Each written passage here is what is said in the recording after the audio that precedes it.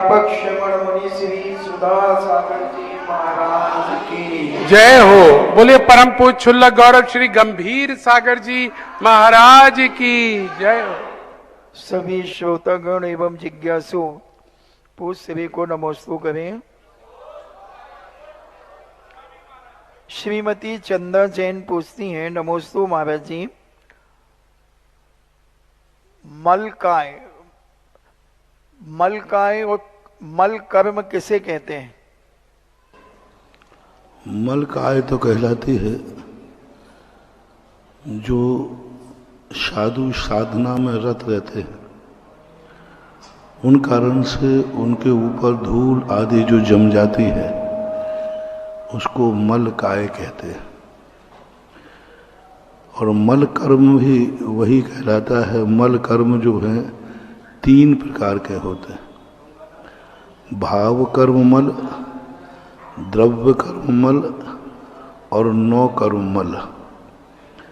9 कर्म मल कहलाते हैं शरीर आदि, कर्म कहलाते हैं ज्ञानावरणादि 8 कर्म, और भाव कर्म कहलाते हैं राग द्वेष कषाय आदि, ये भाव मल कहलाते हैं। ये 3 मलों से आत्मा आच्छादित हो जाती है। ऐसा सम्यक जैन टीकमगढ़ से पूछते हैं, नमोस्तु महाराज जी, भरत चक्रवर्ती जी ने जो जिनालय बनवाए थे उनमें किनकी पूजा होती थी? क्योंकि उस समय लोगों को पता था कि भविष्य में 24 तीर्थंकर होंगे। त्रिकाल 24 की स्थापना कल बताई थी हमने कि भगवान ऋषभ देव को केवल ज्ञान होने के बाद स्थापना हुई। केवल ज्ञान में जब भरत चक्रवर्ती ने जाके पूछा, हम तो आज तक किसी की पूजा करते ही नहीं थे, मंदिर थे ही नहीं, तब ऋषभ देव ने जब स्थापना विधि बताई और उन्होंने ही बताया कि हमारे जैसे 24 तीर्थंकर पहले हो चुके, हमारे बाद 23 तीर्थंकर और इस युग में होंगे, आगे भी ऐसे 24 ही होंगे। तो ऋषभ देव के केवल ज्ञान के बाद उनके उपदेश में जब स्थापना विधि भरत चक्रवर्ती ने सुनी, तब सबसे पहले भरत चक्रवर्ती ने विजय से लौटने के बाद, पहले नहीं, विजय प्राप्त करने के बाद तो उन्होंने मूर्ति की स्थापना की अपनी अयोध्या में। अयोध्या के अंदर जब भगवान ऋषभ देव को केवल ज्ञान हुआ तो भगवान ऋषभ देव के दर्शन करने गए, तो कल कहा था हमने, सबसे पहले उन्होंने मानस्तंभ की मूर्ति देखी। मानस्तंभ की मूर्ति देखकर आश्चर्यचकित रह गए कि यह मूर्ति किसकी है, कौन है। फिर भी वह औपचारिक उसकी वंदना करते हुए अंदर पहुंचते हैं। तब भगवान से पूछते, भगवान आपके पितृ के रूप में मानस्तंभ में कौन बैठे? तब भगवान ने पूरे समूषण के वैभव बताया। उन्होंने कहा वो ही अरहंत भगवान की मूर्ति है, और पूरे विस्तार से बताया। तो भरत चक्रवर्ती ने अयोध्या समूषण से लौटने के बाद अयोध्या में प्रथम जिनालय की स्थापना की। अपने जो उनका उद्यान था, उस उद्यान में भरत चक्रवर्ती ने जिनेन्द्र देव की स्थापना करके पूजा पाठ शुरू की। उसके बाद जाकर के ऋषभ देव वो उन मूर्तियों को गजरतों में बैठाकर अपनी विजय में साथ ले गए। 60,000 वर्ष तक भरत चक्रवर्ती के साथ जिनेन्द्र भगवान की मूर्ति गजरतों में साथ साथ चली। वहाँ से लौटने के बाद, भारत बाहुबली युद्ध होने के बाद, फिर भरत चक्रवर्ती ने जब ये बात कोषाध्यक्ष ने कहा कि सब कुछ कार्य पूर्ण होने के बाद भी अभी अक्षय निधियां पूर्ण भरी हुई हैं, तब भरत चक्रवर्ती बोला, सबकी आवश्यकताएं पूरी हो चुकी हैं? बोले हो चुकी हैं राजन, फिर भी अभी अपने अक्षय निधियां ज्यों की त्यों भरी हुई हैं। तब भरत चक्रवर्ती ने कहा, जाओ, जो भगवान ने उपदेश दिया था कि 24 तीर्थंकर पहले हो चुके, 23 और अभी होंगे और आगे भी 24 ही होगी। तो इनके 72 जिनालय कैलाश पर्वत के ऊपर निर्माण करो, तो भगवान ऋषभ देव के 60,000 वर्ष बाद, केवल ज्ञान के बाद त्रिकाल 24 की स्थापना हुई। उसके बाद से फिर नगर नगर में जिनेन्द्र भगवान के जिनालय बने, यानी आदिनाथ भगवान से ही जिन मंदिरों की स्थापना शुरू हो गई थी। ऐसा डॉक्टर मगन जैन आष्टा से पूछते हैं, नमोस्तु महाराज जी, कौन से जीव फस नाड़ी में रहते हैं और कौन से उसके बाहर रहते हैं? तृष्णाली के अंदर सभी जीव रहते हैं। जितने प्रकार के निगोदिया हैं, त्रस हैं, पंच स्थावर हैं, सभी जीव यहाँ रहते हैं तृष्णाली के अंदर। तृष्णाली के बाहर त्रस जीवों को छोड़कर पंच स्थावर ही मात्र रहते हैं। तृष्णाली 14 राजू प्रमाण ऊंची, 1 राजू लंबाई चौड़ाई वाली है। इसमें त्रस जीव इससे बाहर नहीं रहते हैं, इसलिए इसको तृष्णाली कहते हैं। इसका अर्थ यह नहीं है कि एक इंद्रिय जीव इसमें नहीं रहते हैं। जैसे इसको मनुष्य लोग कहते हैं, लेकिन मनुष्यों के साथ पशु भी तो रहते हैं, कीड़े मकोड़े भी तो रहते हैं। लेकिन इनकी मुख्यता किनकी है? मनुष्यों की। मुख्यता जिनकी होती है मनुष्य कहते हैं। ये फलाने राजा का राज्य है, राजा तो एक होता है, प्रजा रहती है सब में, लेकिन फिर भी ऐसा कहने में आएगा कि राजा का राज्य है। राजीव जैन शिवरार्थी अमर पाटन से पूछते हैं, नमोस्तु महाराज जी, घाती कर्म के अभाव होने पर अघाती कर्म दग्ध रज्जुवत हो जाते हैं। इस घाती कर्म के अभाव होने पर अघाती कर्म दग्ध रज्जुवत हो जाते हैं। इस प्रसंग को समझाने की कृपा करो। इस प्रसंग का पूज्यवर शिवकोटि महाराज ने और कार्तिक अनुप्रेक्षाकार ने कहा है कि ये कर्म जो है रस्सी के समान इस आत्मा को बांधे हुए है। लेकिन घातिया कर्म, आघातिया कर्म क्या है कि रस्सी जला दी जाए और उसे छेड़ा नहीं जाए, तो रस्सी की आकृति तो दिखेगी लेकिन उसमें कसने की क्षमता नहीं है। तो दग्ध रज्जु यानी जली हुई रस्सी रस्सी के समान दिखेगी लेकिन उसमें बांधने की क्षमता नहीं रहती। आघातिया कर्म निष्क्रिय हो जाते, कोई भी काम नहीं करते, नए कर्मों का बंध नहीं करते, आत्मा के स्वरूप को नहीं ढांकते, केवल ज्ञान आदि पर्यायों को नहीं ढांकते, बस एक जली हुई रस्सी के समान अपना अस्तित्व कायम रखते हैं। इसलिए इनको आघातिया कहते हैं। घात नहीं करते हैं आत्मा के स्वरूप का, इसलिए आघातिया कहलाते हैं। आशीष जैन हरपालपुर से पूछते हैं, नमोस्तु महाराज जी, जो प्रक्षाल की अंगोछी को अभिषेक शांति धारा से निर्मित गंधोदक में डालकर उन अंगोछी का जल भी गंधोदक में मिला सकते हैं क्या? नहीं मिलाना चाहिए, बहुत गलत है। अंगोछी का संकल्प ही अलग है, भगवान के शरीर से आ रहा है, इसलिए गंधोदक नहीं है। गंधोदक का संकल्प करके जो बनाया जाए वो गंधोदक कहलाता है। ऐसे तो भगवान बाहुबली की मूर्ति का सारा जल बरसात में गिर करके कहाँ जाता है? नाली में। वो गंधोदक है ही नहीं। यहीं देख लीजिए, साधु महाराज अपने शुद्धि करके आए तो जमीन में पैर धो लेते, वो पानी कहाँ चला जाता है? बह के नीचे चला गया। अब वही जल के जब गंधोदक बनाते हो तो एक बूंद भी नीचे नहीं गिरने देते। तो जब संकल्प पूर्वक गंधोदक बनाया जाता है तब वह गंधोदक की संज्ञा प्राप्त होता है। बिना संकल्प पूर्वक बनाए हुए गंधोदक का कोई मूल्य नहीं होता। इसलिए मंत्र पूर्वक जो बनाया जाता है वही माना जाता है।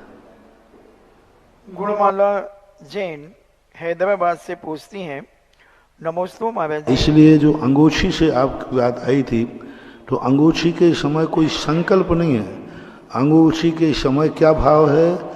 मूर्ति गीली न रह जाए, मूर्ति में धब्बे न लग जाएं, मूर्ति को सुखाना है। उद्देश्य ही बदल गया। अब अभिषेक का उद्देश्य कहाँ रहा? अब तो मूर्ति को साफ करने का उद्देश्य किया। तो साफ किए हुए कपड़े से हम गंधोदक में नहीं डालना चाहिए, वो गंधोदक की संज्ञा को प्राप्त नहीं है। गंधोदक वही है जो मंत्र पूर्वक भगवान की मूर्ति से निश्चित होके आया है, वही गंधोदक पूजनी वंदनी होता है। गुणमाला जैन हैदराबाद से पूछती हैं, नमोस्तु गुरुदेव, दीपावली पर्व पर मिट्टी के दियों का क्या महत्व है? क्या हम धातु के दीपक भी पूजन में ले सकते हैं? राजस्थान में पूजा स्थल पर गन्ना और दक्षिण में केले का पेड़ का महत्व क्यों है? पहली बात तो दीपक किसी का भी बनाया जा सकता है। स्वर्ण दीपक, रजत दीपक, धातु के दीपक, बस स्टील का मत बनाना, लोहे के मत बनाना। तांबे का दीपक चल सकता है, मिट्टी के दीपक चल जाते हैं, सामान्य शायस्ता में उपलब्ध हो जाते हैं और यूजन थ्रो वाली बात हो जाते हैं। अब साल भर कौन रखे उनको? और मिट्टी वैसे भी शगुन के रूप में मानी जाती है, अच्छी मानी जाती है। मिट्टी स्वयं अपशगुन है। ज्योतिष शास्त्रों में खाली मिट्टी ले जाते हुए कोई दिखे तो शुभ नहीं मानी गई, लेकिन मिट्टी से बना हुआ कोई भी आइटम मंगल स्वरूप माना जाता है। दीपक है, घड़ा है, कलश, मिट्टी शुभ नहीं है। मिट्टी से बनी हुई आकृतियां शुभ होती हैं, इसलिए उसको शगुन के रूप में मान लेते हैं। बाकी बनाने में कोई बाधा नहीं है। रत्नों के दीपक भी मिलते थे पहले, लेकिन रत्न का दीपक सगुन रूप में नहीं है। दीपक वही है जो व्यक्ति भावनाओं से जलाया जाए, वही दीपक कह जाता। दूसरा क्या था? राजस्थान में पूजा के समय गन्ना का और इसका एक सगुन है, क्योंकि केले को क्या है, सगुन मानते हैं। केले के द्वार बनना, केले के जो पूरे केले के पेड़ से द्वार बनाए जाते हैं। और उसका मूल कारण है कि दक्षिण भारत में सबसे ज्यादा केले आदि के पेड़ हुए, और केला एक बड़ा पत्ता है, और बड़ा पत्ता होने से उसको शगुन के रूप में माना गया। कुछ वृक्ष ऐसे हैं जो शगुन माने जाते हैं, शुभ माने जाते हैं, केले को मानते। गन्ने को भी एक खेती का मिठास का रूप होने से शुभ और शगुन के रूप में रखते हैं, कोई बाधा नहीं। ज्योतिष शास्त्रों में इनका उल्लेख है। जब भगवान की प्रतिष्ठा होती है उस समय भी गन्ने को शगुन के रूप में स्थापित करने का उल्लेख मिलता है। तो ये शुभ शगुन के रूप में है, कोई बाधा नहीं, आप लोग रख सकते हैं। धर्मेंद्र जैन ललितपुर से पूछते हैं, नमस्ते महाराज जी, दीपावली में 16 दीपक जलाए जाते हैं। अगर घर बड़ा हो तो क्या हम अधिक दीपक जला सकते हैं? पूजा के समय 16 जलाएं, और सब में घर के जलाने के लिए आप कितने भी दीपक जलाएं, कोई बाधा नहीं। निश्चय जैन बेंगलुरु से पूछते हैं, नमस्ते महाराज जी, किसी की मन की बात जानने के लिए मन पर्याय ज्ञान की जरूरत होती है। जो मंत्र आदि सिद्ध करने की बात आती है तो वो मन में जाप आदि करते हैं, तो उन देव को पता कैसे चलता है, क्योंकि उनके पास तो सिर्फ अवधि ज्ञान ही होता है। अवधि ज्ञान से वो पौद्गलिक विचारों को जान लेते हैं, मन की बात को नहीं जान पाते वो। लेकिन पौद्गलिक जो संरचना होती है, अंदर अंदर वचन चलते रहते, वचन शब्द है, शब्द पुद्गल है, तो इनडायरेक्ट अनुमान से जान लेते हैं। कोई भी व्यक्ति निमित्त ज्ञानी भी किसी के मस्तिष्क को पढ़ सकता है।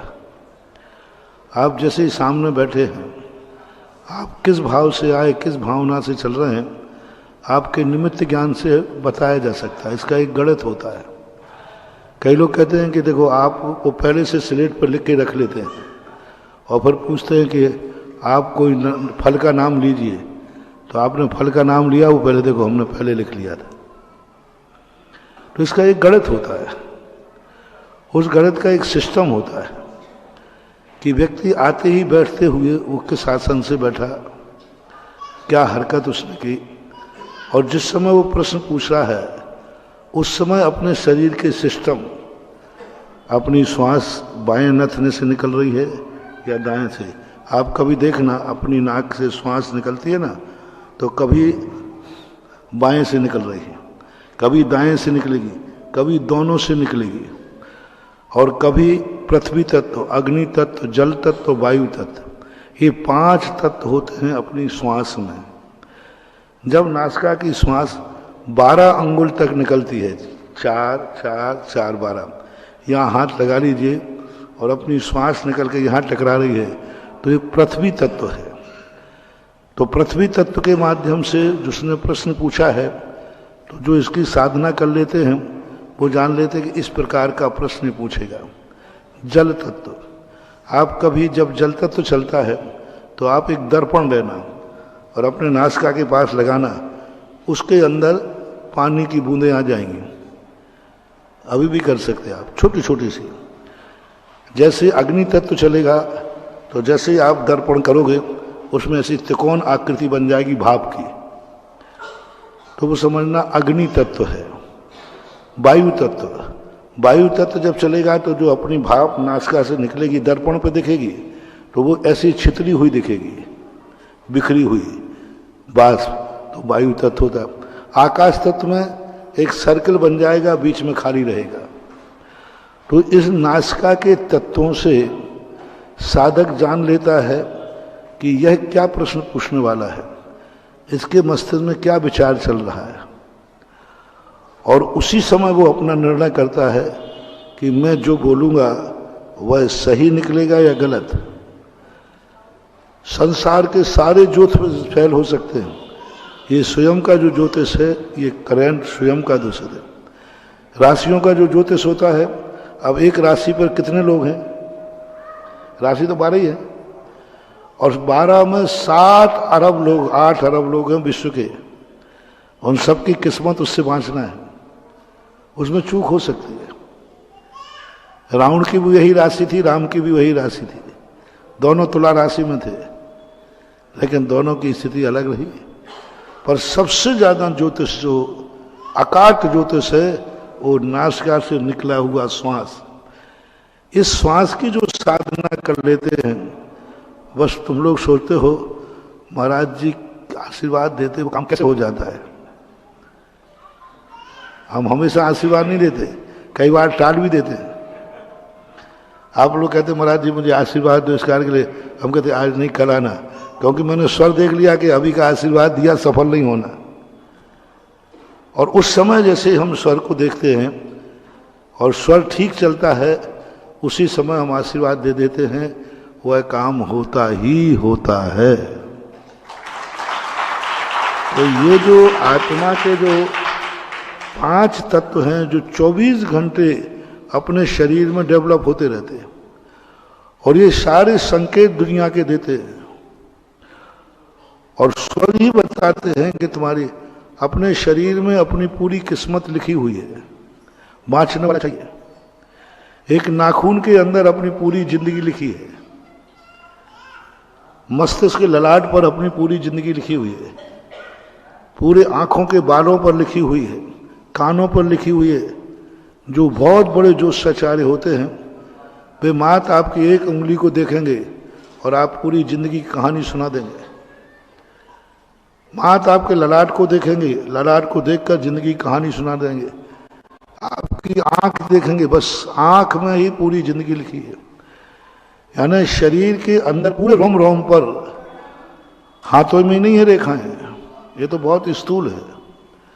बांचने वाला चाहिए, शरीर की हर आकृति में हमारे अतीत की और भविष्य की कहानी लिखी हुई है। बस बांचने वाला हो तो आज भी बांचा जा सकता है। अरविंद कुमार जैन पूछते हैं, नमोस्तु महाराज जी, अपने जैन शास्त्रों में मोह को जहर बताया है, तो गुरुवर हम लोग संसार में मोह के बिना रह पाना असंभव है। चाहे परिवार हो या कार्य क्षेत्र हो, मोह तो किसी किसी न किसी रूप में होता ही है। इसके लिए मोह से हम कैसे बचें और इसको जहर की संज्ञा किस अपेक्षा से कही गई है? मोह नहीं छोड़ना है, संबंध नहीं तोड़ना है, संबंधों को समझना है। दवाई खाना है, छोड़ना नहीं है, लेकिन दवाई को दवाई मान के खाना, भोजन मान के मत खाना। कौन कह रहा है कि तुम संबंध छोड़ो? धर्म तुम्हारे संबंध तोड़ने की बात नहीं करता। संबंध ये कहता है कि संबंध को बिगाड़ो मत, तुम समझो कि तुम्हारा संबंध क्या है। अब देखना, एक छोटा सा उदाहरण देता हूं, आप लोगों से शेयर करना। एक बच्चा कुएं में गिर गया, तैरता नहीं था, उसका दूसरे भाई ने देख लिया और दूसरे भाई ने देख करके, अरे मेरा भाई डूब रहा है, वो तैर के जानता नहीं था, उसको मालूम था ये तैर के नहीं जानता। अब वो चिल्ला रहा था कुएं में, तो ये भी कूद पड़ा उसको बचाने के लिए, ये भी तैर के नहीं जानता था। इसको मालूम है कि वो भी तैर के नहीं जानता, मैं भी तैर के नहीं जानता। तीसरा पिता दौड़ा आया, उसके दो ही बेटे थे, दोनों डूबने लगे, तो ये भी कूद गया, इसको भी मालूम है कि मैं भी तैर के नहीं जानता। पहला बेटा नहीं जानता, दूसरा नहीं जानता और वो स्वयं नहीं जानता, और तीनों को ये ज्ञान है, और पिता भी घूम गया, और पिता चिल्ला रहा है, कुएं में डूब रहा है। तो लोगों ने, भाई तू जब तैर के नहीं जानता तो कूदा क्यों? बोले क्या करता, अपने सामने दोनों बेटों को मरते हुए देखता क्या? भाई से पूछा, तू क्यों कूदा? बोले क्या करता, छोटा भाई मर रहा था, अपने सामने मरता देखता क्या? तीनों मर गए। बोलो ये मोह कैसा रहा? बोलो, ये मोह समझदारी के ना समझेगा, ना समझेगा है। जब मालूम है कि वो नहीं तैरने से वो डूब के मर रहा है और मैं भी तैर के जानता नहीं हूं, तो साथ में मरना। पिता को मालूम है कि मेरा बेटा नहीं जानता, मैं भी नहीं जानता, तो डूब के मरना है। ऐसी दशा में धर्म बीच में आता है। तुम लोग समझते हो कि धर्म हमारी गृहस्थी में बाधक है। हम साधु लोग आप लोगों के जो जीवन है उसमें बाधा डालते नहीं।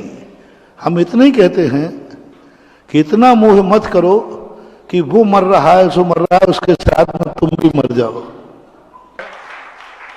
महाराज जी ने हर तरह से बात को समझा दिया। मेरे ख्याल से सभी लोग सुन रहे हैं और अपने अपने जिराले में जिस अनुरूप व्यवस्था बने कर सकते हैं, लेकिन व्यवस्था सही हो। चलिएगा, अगला प्रश्न के लिए बुलाना चाहूंगा चिंकी जैन, छिपी टोला। आइएगा और अपनी जिज्ञासा प्रस्तुत करें। मुनि श्री के चरणों में नमोस्तु नमोस्तु नमोस्तु। क्षुल्लक श्री के चरणों में इच्छामि इच्छामि इच्छामि। महाराज श्री, हमको आहार दान कैसे देना चाहिए? आहार दान कैसे देना चाहिए? कैसे देना चाहिए? ये तो जगत व्यापी है। शुद्ध द्रव्य हो, शुद्ध भावों से शुद्ध वस्तु को विनय पूर्वक, नवदा भक्ति पूर्वक आहार दान देना चाहिए।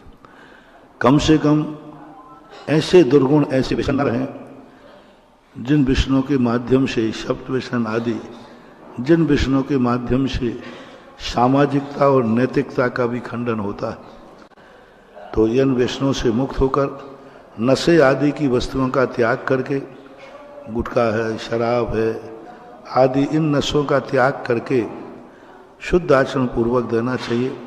रात्रि भोजन आदि का कम से कम अन्न की वस्तु का त्याग तो करना ही चाहिए। तो ऐसे कुछ नियम हैं जिनके माध्यम से, क्योंकि साधु आहार पेट भरने के लिए नहीं लेता है, अपनी साधना के लिए लेता है।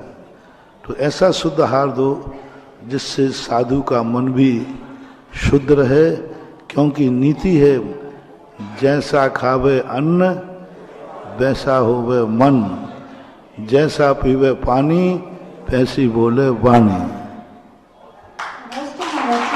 और अब मैं अनुरोध करूंगा श्रीमान सत्येंद्र जैन जी, 16 कृपया जिज्ञासा रखेंगे यहां पर। और उसके बाद तैयार रहिएगा रतन देवी जी जैन। पूज्य गुरुदेव के चरणों में त्रैवार नमोस्तु निवेदित करते हुए, पूज्य छिल्लक जी के चरणों में इच्छा निवेदित करते हुए, गुरुदेव एक जिज्ञासा विगत 29 वर्षों से मेरे अंदर बैठी हुई है, लेकिन आज शायद सौभाग्य है कि मैं अपनी जिज्ञासा को आपके माध्यम से शांत कर सकूं। 1994 में जब आप यहाँ पंच कल्याणक प्रतिष्ठा कराने आए थे, तब नगर भ्रमण के दौरान आपका छिपी टोला के पुराने मंदिर जी में आगमन हुआ था। आपने देव दर्शन किए, आपके लिए आसन की व्यवस्था थी और आपको वहां अपने प्रवचन भी देने थे, लेकिन मात्र दर्शन करके आप उस मंदिर जी से बिहार कर गए। वो बात अभी तक हमारे जहन में है। गुरुदेव, हमारी जिज्ञासा सिर्फ इतनी सी है कि वो जो मंदिर था उस समय उस मंदिर जी में क्या बात थी, और आज आप इस छिपी टोला की भूमि में हैं, क्या उस समय में और आज के समय में कुछ परिवर्तन है? कुछ यदि ऐसी कुछ बात है तो गुरुदेव हमारी जिज्ञासा को शांत करें कि आखिर हमारा विकास यदि हो रहा है तो किस प्रकार का है, और यदि होना है तो कैसे होना है। गुरुदेव जिज्ञासा का समाधान करें। नमोस्तु गुरुदेव। जो हो चुका है उसकी स्मृति करने से कोई फायदा नहीं होता है, क्योंकि उस समय की पोजीशन ऐसी थी, कितनी छोटी दशा में था कि हम एक दिन भी सामयिक करना भी वहाँ मुश्किल था, क्योंकि इतना छोटा स्थान था, इतनी सारी पब्लिक थी। तो अनुकूलता को न देखते हुए उस समय ये निर्मल सदन नहीं था, 94 निर्मल सदन नहीं था, जैन भवन भी नहीं था, मात्र एक छोटा सा मंदिर गली में था, वही था। तो उन परिस्थितियां थी और बहुत सारे उसमें वास्तु दोष थे, बहुत सारे दोष थे। लेकिन अब समय ऐसी पोजीशन नहीं थी कि तुम इस प्रकार की मेरी जल्दी बात मान जाते और मैं भी जल्दी बात मनवा लेता। तो आज अच्छा हो रहा है, बहुत अच्छा हो रहा है, बहुत बढ़िया हो रहा है। जो मंदिर बन रहा है बहुत अच्छा हो रहा है। बस इतनी ही कमी है कि छिपी टोला के योग्य आज भी वो स्थान छोटा है। जो छिपी टोला की समाज है ना, बहुत बड़ी समाज। लोग कह रहे हैं धीरे धीरे छिपी टोला खाली हो रहा है। कितना ही खाली करना, अभी 100-200 साल तक तो छिपी टोला वाह, जय हो जय हो जय हो। क्योंकि मैन मार्केट है, मैन स्थान है।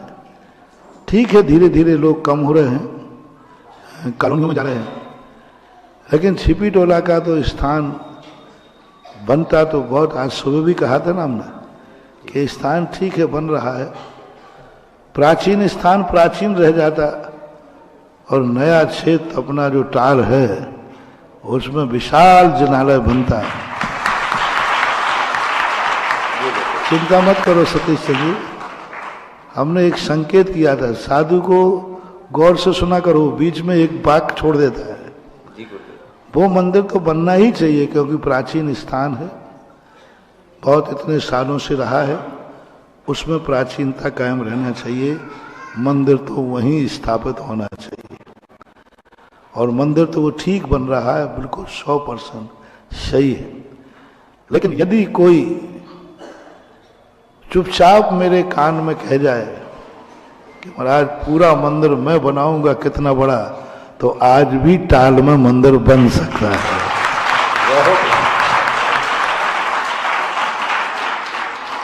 इसको गौण करके नहीं ये तो बन रहा है, सो बनेगा, बहुत शानदार बनेगा। तैयारी चल रही है, 1-2 दिन में आपके सामने कुछ अच्छा रिजल्ट आने वाला है। लेकिन एक स्थान, लेकिन अब ये देखो, समाज से चंदा चिट्ठा पता नहीं मुझे क्यों पसंद नहीं आता। मैं तो थोक व्यापारी हूं। ये चंदा चिट्ठा करना कि चलो ये मंदिर में सब लोग चंदा करो चंदा करो, मैं तो वो चाहता हूं एक सेट बनाए और जैसे ही बन जाए और वो समाज को सौंपते हुए मंदिर समाज का हो जाए। चंदा चिट्ठा से मंदिर नहीं बनते। मूर्तियां तो हमारे पूज्य गुरुदेव कहा करते हैं, मूर्ति तो एक ही वंश की ही होना चाहिए। हम लोग अपन लोग सोचें कि अपन सब लोग मिलकर के थोड़ा थोड़ा देकर मूर्ति बना दें। आचार्य जी कहते नहीं, मूर्ति एक गोत्र की होना चाहिए, अनेक गोत्र नहीं होना चाहिए। एक गोत्र की मूर्ति हो, एक कुटुंब का उसमें धन लगा हो, वह मूर्ति अतिशयकारी होती है। जैसे गोमटेश बाहुबली किसने बनाया? चंदा चिट्ठा से नहीं, एक ही, लेकिन उसका स्वामित्व नहीं होना चाहिए। बनावे एक, लेकिन उसका स्वामित्व किसका हो? सारी समाज का हो। नहीं तो बनावे भी वही और पट्टा वही बन जाए मालिक, सो बर्बाद हो जाएंगे। सारे भारत में देखो जिन जिन सेठों ने स्वयं के मंदिर बनाए, बड़े बड़े मंदिर बनाए, लेकिन आज वो सारे मंदिर उन्हीं के कब्जे में होने से सारे सेठों के वंश धीरे धीरे धराशायी हो गए। सारे भारत में जिनकी तूतू बोलती थी, आज उनका पड़ोसी भी सुनने वाला नहीं है। आप देख लेना, भारत में जिन जिन लोगों ने मंदिर बनाए थे और वो मंदिर उनके परिवार के कब्जे में आज भी हैं, तीसरी पीढ़ी से ज्यादा उनका कदम उत्थान नहीं हो सकता। कोई मंदिर बनावे और उनकी पीढ़ी के ही कब्जे में हो, वही उसका संचालन करें, तीसरी पीढ़ी के बाद उनका डाउनफॉल चालू हो जाएगा और एक दो पीढ़ी के बाद मंदिर रह जाएगा, वंश का कोई नाम लेने वाला नहीं बचेगा। तो कई लोगों ने कहा महाराज जी देखो उन्होंने मंदिर बनाया, नसिया बनाई, उन्होंने ये बनाया, आज उनके वंश की क्या होते, हम तो मंदिर में दान नहीं देंगे महाराज, आप तो और कहीं दिलवा लो। कई लोग कहते हैं महाराज मंदिर से बहुत डर लगता है। तब मैंने सोचा कि ये मंदिर में ऐसा क्या हो गया, तब मैंने पूरा सर्वे किया। मैंने कि मंदिर से मत डरो, मंदिर बनाने के बाद अपना कब्जा रखोगे तो ये कब्जा खतरनाक है। मंदिर कैसे बनते हैं? 7 पीढ़ी तक उसका कुछ भी नहीं बिगड़ सकता। आज जितने प्राइवेट मंदिर होते हैं, मेरे भक्तों के पास प्राइवेट मंदिर होते हैं, मैं कभी प्राइवेट मंदिर भक्तों के कब्जे में नहीं रखता। एक बहुत बड़े करोड़पति अरबपति मेरा भक्त था, उन्होंने कहा महाराज जी हम एक मंदिर बना रहे हैं अपने मकान के। मैंने कहा नहीं, पंचायती मंदिर में जाओ।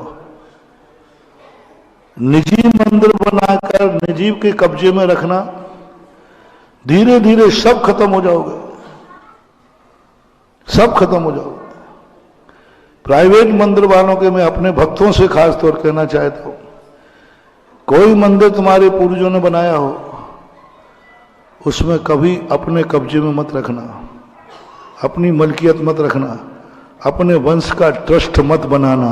मंदिर का कभी ट्रस्ट मत बनाना। ये कभी नहीं लिखवाना कि इस मंदिर के ट्रस्ट में हमारे परिवार का एक सदस्य रहेगा, कभी नहीं करना, भूल कर नहीं करना।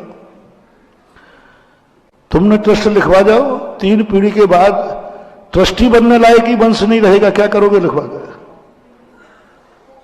इसलिए प्राइवेट जितने मंदिर हैं ये तुरंत लोगों को त्यागना चाहिए। कैसे? प्रसंग आया है तो एक व्यक्ति मंदिर बनाया, एक सेठ जी ने पूरा मंदिर बनाया, सब कुछ बनाया। 2 उदाहरण सुनाऊंगा, सुनाने टाइम है जी महाराज, बिल्कुल। 2 संस्मरण है कि और पूरा मंदिर बन गया, खूब लाखों करोड़ रुपया खर्च किया। अंत में पहली सीढ़ी और कलशारोहण में सेठ जी खड़े हो गए, सबके सामने झोली फैलाई, भैया मेरे पास जितना धन था मैंने सब लगा दिया, अब ये मंदिर की एक सीढ़ी और कलशारोहण रह गया, इसके लिए सब समाज वाले मुझे कुछ चंदा दे दो तो मैं ये बना दूं। समाज वाले कहने लगे आपने इतना पैसा खर्च किया और सीढ़ी को कलशारोहण के? हाँ भैया मेरे पास अब कुछ नहीं है। सबसे कलशा के पैसे लिए, पहली सीढ़ी के पैसे लिए और सीढ़ी बनाई, पंचकल्याणक हुआ। समाज ने कहा हमारे सेठ जी ने मंदिर बनाया।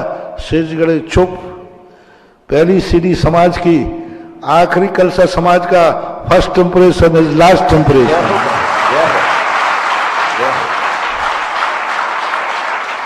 और समाज के सामने हाथ जोड़ के खड़े होके कहते हैं, यदि आज से ये मंदिर सब समाज का है, समाज जाने, यदि समाज की अनुमति हो तो मैं इस मंदिर में दर्शन करने आ जाऊं।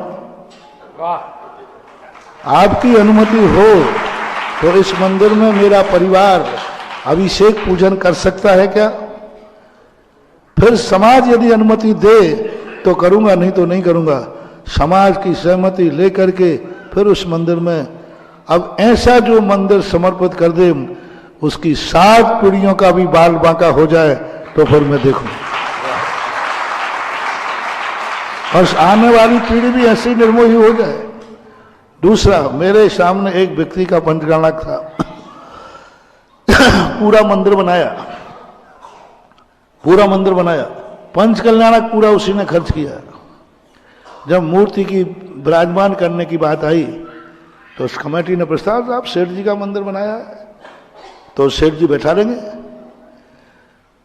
तो प्रदीप ब्रह्मचारी भी थे, मैंने कहा सेठ जी बुलाना, मैंने कहा सेठ जी अपन को मूर्ति नहीं विराजमान करना। समाज कहते महाराज जी क्या 1 लाख 2 लाख की बोली लगेगी, 5 लाख की लगेगी, न तो करोड़ों खर्च गए। मैंने कुछ नहीं, मूर्ति विराजमान तो समाज करेगी। समाज ने कहा महाराज जी ऐसा मत करो, हमारे सेठ ने करोड़ों रुपया खर्च किया है, उनकी बेइज्जती क्यों करा रहे हो? तो मैंने कहा सेठ जी जाओ, समाज की बात मानो, मेरी तो बात है कि तुम मूर्ति विराजमान नहीं करोगे। तो सेठ जी कहा महाराज जी मैं तो गुरु की बात मानूंगा। मैंने कहा बैठ जाओ फिर यहीं, लगाओ बोली। बोली लगी, मैंने धीरे सेठ जी कहा बोली अपन को छोड़ना नहीं है, बढ़ने दो। बोली बड़ी, सबको पता चला, बाद में सेठ जी के नाम से बोली छूटी। तो लोग कहने महाराज जी ये क्या हुआ, ये क्या हुआ, क्या 5 लाख की बोली गई? मैंने कही नहीं, पहले सेठ बैठा रहा था, अब भक्त बैठा लेगा। अब वो समाज की लाइन में आ गया, समाज में तो अधिकार तो है ही, क्योंकि अब देखो उसकी स्थिति का ऐसा मजा हुआ, ऐसी स्थिति बनी उसकी कि देखते ही बनते आज वो सब फल फूल रहे। जब मूर्ति कोई बैठालता है, हम मूर्ति में आने के पहले गर्भ कल्याणक के दिन कहते हैं भक्तों से, खड़े हो जाओ, बोलो आज से ये मूर्ति मेरी नहीं, मेरा कोई अधिकार नहीं, समाज का समर्पित है, जो चाहे तो ठीक, समाज चाहेगी तो मैं इसका अभिषेक पूजन या दर्शन करूंगा। ऐसा त्याग कराता हूं, तब ये भक्त लोग फल फूल रहे हैं बेटा, तब ये मंदिरों में इतना दान आ रहा है, ऐसे नहीं आ रहा है फोकट में। लोग कहते महाराज जी आप बोलते तो दान आ जाता, क्यों आ रहा है? क्योंकि लोग देख रहे हैं, इधर मंदिर बना रहे हैं, प्रतिष्ठाएं कर रहे हैं, दिन दुना रात चौगुना फल फूल रहे हैं। इसलिए सारे भारत से मेरा कहना है, अभी जितने सारे विश्व में लाइव में सुन रहे हैं लाखों लोग, तो मेरा राष्ट्र के नाम से जो जो टीवी पे बैठे सुन रहे हैं इस समय, उनको भी मेरा संदेशा है कि जिनेंद्र भगवान के मंदिर को कभी अपने कब्जे में नहीं रखना, अपनी मलकियत मत रखना, अपने परिवार को ट्रस्टी आपकी तरफ से नहीं बनाना। समाज की दृष्टि से आवे तो कोई बाधा नहीं, समाज तो समाज है, आ सकता है क्योंकि वो, लेकिन अपनी मलकियत मत रखना। इसलिए प्राइवेट मंदिर जितने होते हैं, इनके भगवान घरों में भी बैठे हैं तो इनको पंचायती मंदिर ले जाओ, और जितने प्राइवेट मंदिर हैं, यदि आप अपने वंश का भला चाहते हैं कि आने वाली पीढ़ी हमारी सुखी रहे, तो अपना प्राइवेट मंदिर नहीं रखना, सारे मंदिर पंचायती कर देना, दुनिया में कहीं भी हो। 2 घर भी हैं, यदि कहीं 2 घर भी हैं तो वो दोनों घर को समझ, अपनी मलकियत नहीं करना। ये मंदिर सूरज के समान होते हैं, ये तुम्हारा बिजली का मीटर नहीं है कि तुम्हारा मीटर तुम्हारे लिए, ये सूर्य है, ये सारे जगत के लिए होता है और तुम कब्जा किए रहते हो और फिर कहते हो मंदिर बनाया तो हमारा ये हो गया। अरे तुम स्वामित्व रखे हुए हो, वेदी पे नहीं, मूर्ति पे नहीं, कुछ नहीं भैया, समाज के हैं, समाज के सबके भगवान हैं, हम भी उसी में एक शामिल हैं। ये बुद्धि दृष्टि होना चाहिए। इसलिए मंदिर का तुमने प्रश्न किया और लेकिन जो एक सेठ की बात करें, चंदा चिट्ठा मुझे पसंद नहीं आता।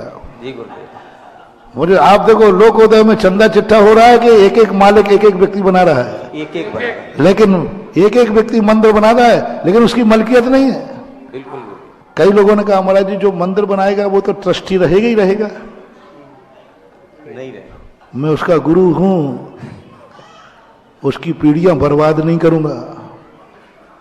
मंदिर निर्माता करोड़ों रुपया मंदिर दे, 100 करोड़ भी मंदिर देवे, तो उस मंदिर निर्माता के कारण मैं उसको ट्रस्टी नहीं रहने दूंगा। अब 100 करोड़ के सामने 1 करोड़ का क्या मायना है बोलो। लेकिन मैं उससे कहूंगा नहीं, 1 करोड़ का अलग दो,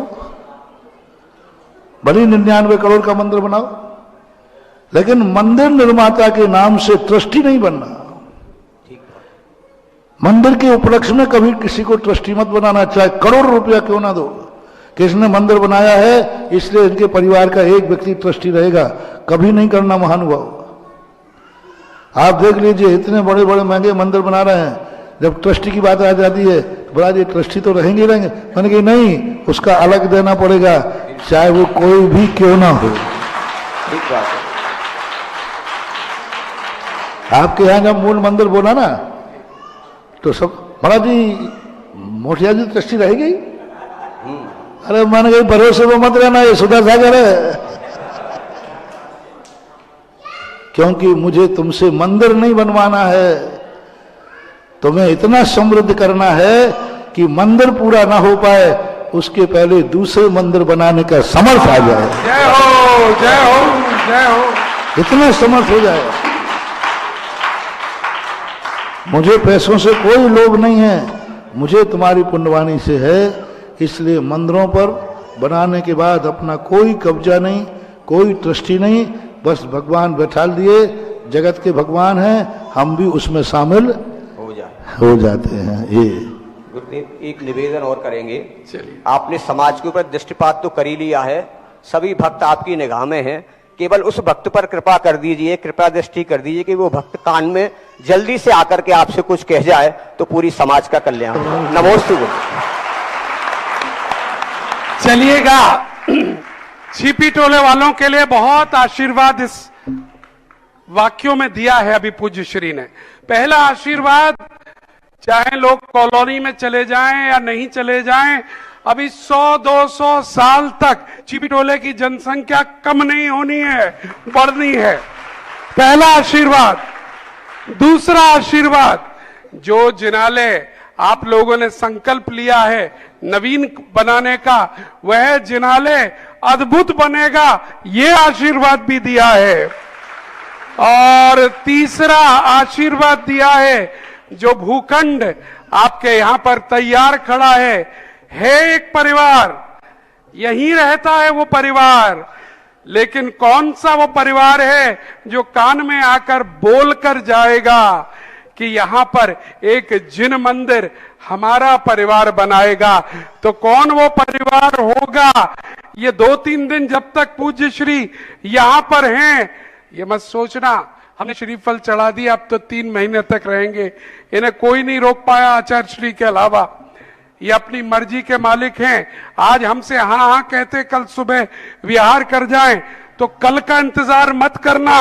अगर मन में विचार आ रहा हो तो आकर कान में बोल देना, क्योंकि गुरु ने कहा है ये दिल मांगे मोर, और गुरु जब दिल मांगे मोर कह रहा है, MORE मोर अंग्रेजी में कह रहा है, तो समझ लो आपका कल्याण की बात यहां पर कराए। तो छिपी टोले वालों, आज की रात है आपके लिए, आज की रात ही कर लो या फिर कल सुबह तक, इसके बाद क्या हो कौन जाने।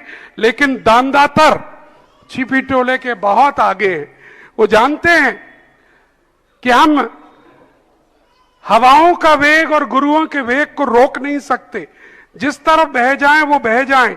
इसीलिए दान, वो भी गुरु के सामने संकल्प पूर्वक दिया जाए, उसका आनंद ही अलग है। और उसी श्रृंखला में आज एक और यहां सुंदर दान मिला है, और वह दान आया है जिनके यहां पर आज आहार दान हुआ था। उन्होंने इस आहार दान के उपलक्ष्य में इस दान की घोषणा की है, और वो दान है कुल 11 कलश की राशि का।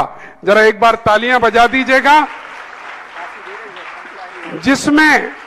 जिसमें 5 कलश 50 श्रीफल की राशि की एक जिनबिंब है, और बाकी जो बचे 5.5-6 कलश की राशि वो भूदान के रूप में उन्होंने दिया है। और वह परिवार है स्वर्गीय श्री सुमत चंद जी, स्वर्गीय श्रीमती माया देवी, दादा दादी जो हैं श्रीमान मुन्ना लाल जी, स्वर्गीय श्रीमती मंजू जी, स्वर्गीय श्रीमान नरेश जी जैन, इनके पापा श्रीमती सीमा जी, श्रीमान सुनील जैन जी, श्रीमती बबीता जी, बॉबी जी, नीलू जी, विपिन जी, दीपिका जी, और हैं आप सबकी चहेती बाल ब्रह्मचारी अशिता आशी दीदी। जोरदार तालियों के साथ हम आमंत्रित करेंगे यहां आए और पूज्य श्री के समक्ष श्रीफल अर्पण करें। साथ में गोल्डी, स्मिता, मोहित, अमन, मणिका, ऋषिका, मोहित, अमन, मणिका, सानवी, समस्त महतीय परिवार, छिपी टोला, आगरा। ये नाम ऋषिता है, ठीक है। बहुत बहुत साधुवाद। वो हो तो बुला लीजिएगा, आइएगा सब लोग। और एक और यहां घोषणा आई है ऑनलाइन, हमारे बीच में वो हमें देख रहे हैं, और वो है एक प्रतिमा सहस्त्रकूट जिनाले में 5 कलश 5 श्रीफल की राशि में उत्कर्ष जैन, श्रीमान विवेक जैन, श्रीमती कल्पना जैन, गुड़गामा। जरा जोरदार तालियां उनके लिए। और पूज्य श्री वो आपको ऑनलाइन देख रहे हैं, आशीर्वाद भी ऑनलाइन आप दे दीजिएगा। चेक करा देना उन्हें, कह देना, कोई बात नहीं। चलिएगा, आशीर्वाद दे दें। और आशी जी और उनका परिवार यहां पर आकर और कमेटी की ओर से सबका सम्मान कराइए। और अगली जिज्ञासा श्रीमती रतन देवी जैन मेरे पीछे है, कैमरा इधर आ जाए। और हमारे लोकोदय ट्रस्ट के ट्रस्टी भी आ जाएं कमेटी के साथ साथ यहां पर आकर। हाँ बिल्कुल, आपकी नमोस्तु महाराज जी, नमोस्तु नमोस्तु। एलक जी को इच्छामी महाराज जी। मेरा एक ये प्रश्न बड़े दुख के साथ बोल रही हूँ कि मेरा मंदिर छूट गया है और मैं मंदिर नहीं जा पा रही हूँ, और मैं पढ़ने में पढ़ती हूँ तो गलती कर जाती हूँ। पूजा में, शास्त्र में मैं गलती कर जाती हूँ, सप्तांबर में या मतलब सूत्र के अध्याय में, तो मैं सब में गलती कर जाती हूँ। वो ऐसा आशीर्वाद थे महाराज जी। आशीर्वाद है, ठीक, चलिएगा। बहुत बहुत धन्यवाद। और पीहू जैन आ जाए। पीहू जैन अगली जिज्ञासा के लिए। और पंडित हजारी लाल जी जैन शीघ्रता से।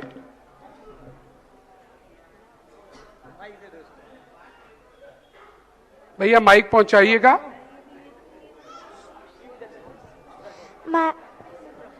महाराज जी को नमोस्तु, छुल्लक जी को इच्छामी। महाराज जी, मेरी जिज्ञासा ये है कि जब बच्चे महाराज या माता जियों को आहार देते हैं तो हमेशा 8 साल के ऊपर के बच्चे ही आहार क्यों दे सकते हैं, 8 साल के नीचे के बच्चे क्यों नहीं दे सकते हैं? क्योंकि उससे छोटे बच्चों को समझ नहीं होती है, वो अपने हाथों को मुंह में दे लेते हैं, गंदे स्थान को छू लेते हैं। 8 वर्ष के पहले उसमें उतनी गंभीरता, उतना विवेक जागृत नहीं होता है। इसलिए शरीर के अंदर जो विवेक जगाने वाले हार्मोन्स हैं वे 8 साल के बाद डेवलप होते हैं, कितना भी चतुर बालक क्यों ना हो। लेकिन जो हार्मोन्स मस्तिष्क में होते हैं जिसमें विवेक जागता है, वह विवेक 8 साल के पहले उत्पन्न हो ही नहीं सकती। जैसे 8 साल के बाद ही उसमें स्वयं की एक शक्ति जागती है कि वह स्वयं विचार कर सकता है कि अच्छा क्या है, बुरा क्या है। इसलिए 8 वर्ष अंतर मुहूर्त बाद ही वह आहार देने के लिए अथवा धार्मिक क्रियाएं करने के योग्य होता है। चलिए, पीहू कितने साल की है? 9 साल की। तो आप तो आहार दे रहे हो ना? वाह, क्या बात है, जरा तालियां बजा दीजिएगा। और पंडित हजारी लाल जी साहब अपनी जिज्ञासा लेकर आ रहे हैं, माइक पहुंचाइएगा। और हम कहना चाहेंगे आप सभी से, लोकोदय तीर्थ क्षेत्र की रचना हमारे और आपके जीवन काल में प्रथम और अंतिम बार हो रही है। इस प्रकार के तीर्थ रोज रोज नहीं बना करते, इस तरह की विशाल रचनाएं रोज रोज नहीं बना करती। अगर हमारे भाव हो रहे हो दान के, तो कृपया करके अपने संकल्प को यहां पर बोलिएगा। और अंतिम प्रश्न की ओर बढ़ते हुए श्री हजारी लाल जी साहब। नमोस्तु महाराज जी, नमोस्तु महाराज जी। छुल्लक जी को इच्छा भी महाराज जी। महाराज जी, मेरा प्रश्न है रतनकर्ण साहब का चार से, देवादिदेव चरणे पर चरणम सर्व दुख निर्हरणम काम दुही कामदायिनी। तो काम दुही और कामदायिनी का इसका विशेषार्थ क्या है? कामदेही यानी कामदेही यानी जो शरीर को जिसके ओम शांति, जो शरीर है, इस शरीर में नाना प्रकार की विकृतियां होती। तो जिस कार्य करने के लिए हमें जैसा शरीर चाहिए वैसा शरीर हमारा होना चाहिए। काम साधु जो है वो इच्छा के अर्थ में आती है। हम जिस समय जो वातावरण चाहते हैं वैसा वातावरण हमें मिलना चाहिए। सर्वानुकूल काम दाहिने का अर्थ है जैसे गाय को काम धेनु बोलते हैं, इसी प्रकार काम दाहिनी जो सम्यक दर्शन है, जो धर्म है, वो काम दाहिनी है। यानी जिस समय जिस कार्य करने के लिए जैसी योग्यता चाहिए वैसी उस शरीर में योग्यता है। जैसे आज तुम्हारा भाव हुआ कि मैं दान देना चाहता हूं, तो उस समय तुम्हारे ऐसी स्थिति नहीं आएगी मैं कहां से दूं, मेरी तो समर्थ ही नहीं है। उस समय उसके अंदर समर्थ होगा। तुमने कहा कि मेरे मन में है कि आज मैं उपवास करूं, तो कैसे करूं क्योंकि बीमारी है। तो उस समय उसका पुण्य ऐसा करेगा कि तुम उपवास करने की छोड़ोगे, आपका शरीर पूर्णतः आपका साथ देगा। आपने कहा कि मुझे शम्भेश शिखर की वंदना करना है, कैसे करें, चलने की ताकत नहीं है। तो काम दाहिनी का अर्थ है कि वो तुम्हारे शरीर में इतनी ताकत देगा कि पूरी वंदना करके आओगे फिर भी आपके लिए कोई परेशानी नहीं पड़ेगी। आपने कहा कि मैं स्वाध्याय करना चाहता हूं, बच्चे ने कहा कि मैं बहुत अच्छी हाईएस्ट पढ़ाई करना चाहता हूं, तो उसको सब अनुकूलता मिल जाएंगे। कई बच्चे पढ़ना चाहते हैं लेकिन परिवार की समर्थ नहीं है, गरीब है। कई लोग पढ़ना चाहते हैं, आंखों से कमजोर हैं। तो ये सब काम दाहिनी के अनुसार वो जो पढ़ना चाहता है, काम दाहिनी का अर्थ वो सारी अनुकूलताएं मिलाएगा। वो ऐसी अनुकूलता मिलाएगा कि तुम्हें उस पढ़ाई में किंचित मात्र भी बाधा नहीं जाएगी। यानी जितने अच्छे कार्य हैं उनको करने के लिए व्यक्ति कभी असमर्थ महसूस नहीं होता है। ये काम दाहिनी का अर्थ है, ऐसा।